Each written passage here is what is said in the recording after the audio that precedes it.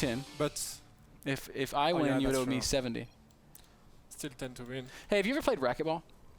What's that? It's a fun game. Racquetball? Yeah. No. It's like you get like a tennis racket, but you play in this big room, and then you hit it off the walls and stuff. Oh yeah. It's kind of like squash. It's like squash, but it's a bigger ball. Okay, no, I never played it. You want to play? Yeah. You want to? Yeah. Okay, then we'll go play. What's the link with the bets?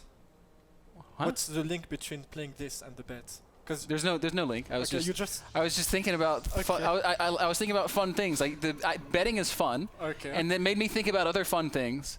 And so Okay. then I thought about playing craps, which is like betting because you're rolling yeah, dice. but you didn't make any transitions between the two subjects. Well, it's because my brain is too many actions per but minute. the people are not understanding, so please focus. Okay, well, so we're going to play some racquetball I would later. love to play this game, which is as fun as betting. Did Yeah. you see the transition? Oh man, I'm out of a job when you start casting. He's funny. He's witty. He doesn't pull punches. He always tells the truth. Always tell the truth. Il est sartoui. I think I'm saying it right. No, it's Ilya Satouri. You're trying too hard on the I. But R. you said I have to make the sound. Yeah, but you try too hard. It's Ilya Satouri. Satouri. Sartori. Il est sartoui. Was that better? Nah. I'm sorry. You're just racist Okay. against Americans. Okay. Maybe you should speak about the game. Yes, I think that's a good idea. We've got a standard opening once again out of Tefel. Looks like about a 14 pool as he heads out to take the 16 hatch. However, Exactly. if we look in Welmu's base, Yes. we see that there has been a variation. Welmu, who went down 0-1 in the first game, has opted for the Gateway first opening. And I really want to ask you about this because I feel really comfortable playing against a Protoss who goes fast expand. Nexus first, no problem. Forge expand, no problem. But when I see this Gateway stuff, it just throws me off. And I'm always unsure of what the best thing to do is. So what do you do when you see a Protoss player open like this? I'm a bit in the same situation. I prefer playing against Forge Expands, but this style gives the Protoss, let's say, worse economy but faster tech.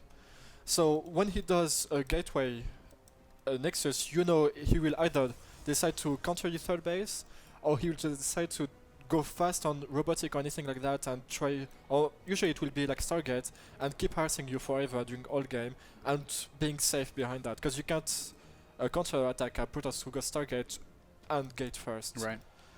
And on this map, when the Zerg plays against Forge Expand, he gets a third base really easily, and he gets a, because there's only two paths on this map, so if he gets the third base safely and defended, the Protoss will never get his one up safely.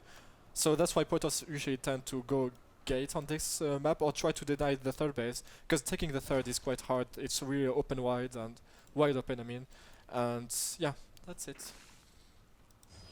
So having seen this, like this is how you open in ZVP. You open with the pool and the hatch. Yeah. Do you think that Tefel's making the right steps? He's mined 100 gas. He's getting Zergling speed. Now he's just back to normal. Is that what you would say the best thing to do is? It would be the best. You need speeding to deal with the gate pressure, because he doesn't have +1 attack. So staying on Zerglings can be fine sometimes. Zergling spines, queens. And yeah, you need to have the map control to keep scouting and not let the Protoss leave his base, because he gets warp gate way faster. It's around 5:30 to 6 minutes usually, depending on how much he corner boosted. Now it will be 6 or 6:20. And yeah, you want to have the map control and deny any pylon and scout the wall. Right now, if he had some Zerglings, he could scout the wall of the Protoss and see there's a Forge. And he would take a third bait at this point and make Roach Warren. Yeah. But he's not scouting, sadly, for him. Welmu's actually been chrono boosting only probes at this point, so his warp gate is going to finish up around 6 minutes, 15 seconds or so. And I got to say, Stefano, when I see a Protoss open like this, I like it when they get a little bit aggressive because it keeps the Zerg player honest. Welmu didn't do that. He just immediately expanded. And I kind of feel like he's given up the advantage that you gain by putting on that pressure. Yeah, well, it's even stronger in RotterdaM Swarm, because you have the mothership, and if you are in a bad position or you're circled, you can just like snipe the third base, make force feeds first, snipe the third base, and just go away to your base straight away. That was a really dangerous moment, as Welmu was way out of position, but Tefel didn't capitalize on it. We do have a pylon down here in the bottom half of the map, so He could be trying that, I think, because he has like 5 sentries right now and plus 1 zealots. So it would be the best idea to try to deny the third base. Does he know where the third but base is? But he didn't scout it. Yeah, he doesn't. Because I saw a hallucinated Phoenix, but I don't think he... Yeah, he has no vision of the third, so... Yeah. Either he has played against Tefel on this map enough to know that that's just where he likes to expand, or he has immaculate game senses. I always take the this expansion. Is the direction I generally go in. Well, it depends. On this one, you are kind of vulnerable to immortal all-ins, because the path to the natural of the portals to the third base is shorter. Okay. Counter-attack. Full wall for Welmu, who is still working on just 3 gates. So he definitely wants to deny this base, and he's going to get it. There's no way to really do anything about it. 14 roaches on the way, but this base is dead. Like as I said, even in this situation, if the Zerg had an army to defend it, he can just put like 3 force fields down and go back to his base. But right now he's not controlling the ramp, which is a big mistake. That was not done very well. He should still be fine, though. He's just going to force... Oh, actually, I don't think he should... Oh, no, the roaches are all getting through, and Welmu might be making a big mistake. Oh, that was so miscontrolled. Yeah. He could have killed so much without losing anything, but right now he lost all his sentries, all the energy, and he can warp at home, but he did no economic damage, and he didn't... That actually might just be GG. He's walled in his base. He can't take a third. He didn't kill the third base of Tefel. Tefel can now drone freely. That is a terrible, terrible mistake from Welmu. Tefel making the mistake of not clearing out pylons. So there's always a chance of additional warp-ins coming in and finishing what those gateway units started. And he's gonna go infestation with Spire, so I don't really know what he is planning to do. It's really unusual to do the both at the same time. Maybe Swarmhost Corruptor?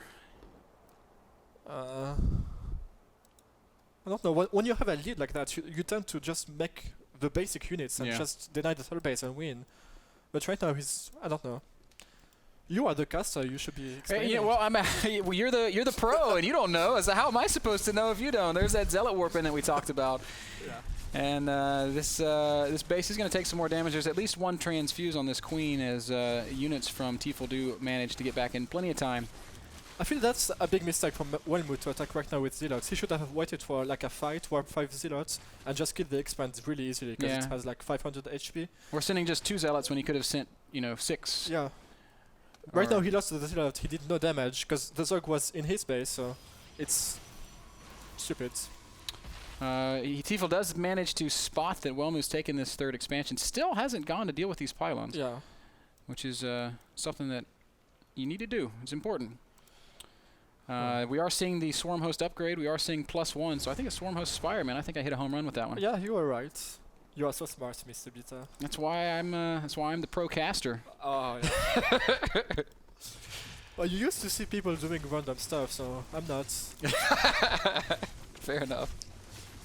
You see, he keeps sending zealots again, and he's not gonna kill the hatchery. Like he had the Zerg gave him a 2nd chance to kill the hatchery, and then a 3rd chance. He failed again, and now he knows that there's a pylon. Like it's the 3rd time he does a warping on these pylons, and makes me sick to see this kind of play. He will get a he will get a 4th chance, as there's still 1 more pylon. Would I bet on if he fails? I think he gets it. I think the 4th time he's going to get it. I think so. Swarmhosts are on the way, as are the Corruptors. So we're going to see Tefel focusing on this strong ground-based army. I want to like the Swarmhost, but I haven't been able to yet. Here we go. 4th time's a charm. There is no transfuse. A big fail. Why only 2 zealots, man?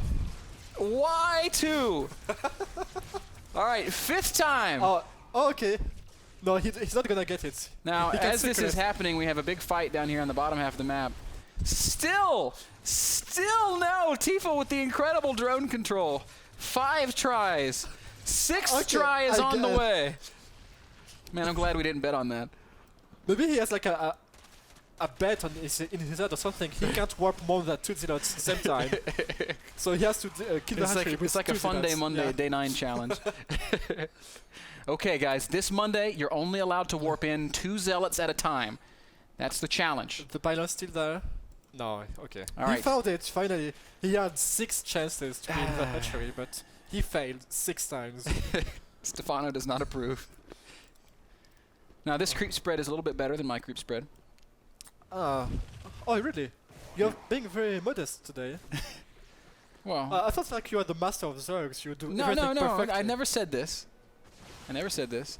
Never claimed to be the master of anything. Okay. You were just telling me that I need to work on my creep spread. Yeah.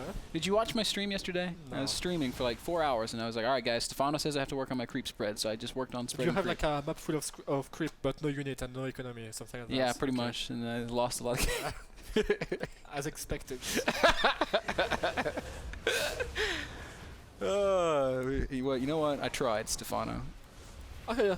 It's good to try, but it's better to succeed, right? Yes, certainly it is. Here comes the big attack. Roaches, locusts, corruptors. This is I don't really know how Welmu is supposed to deal with this. I don't think that he really can. He doesn't have an overseer on his army, so the corruptors can't kill the observer right now. Which is a little bit of a mistake, but it doesn't look like it's going to matter that much. We got another zealot run by. This time 3 zealots. They killed the 2 drones. Yeah, managing just that. Exactly 2 drone kills. Splendid. More. The cool thing about these locusts is it doesn't. It can look like you're killing locusts like over and over and over, but at the end of the day, you didn't kill anything. They're free, so it doesn't matter.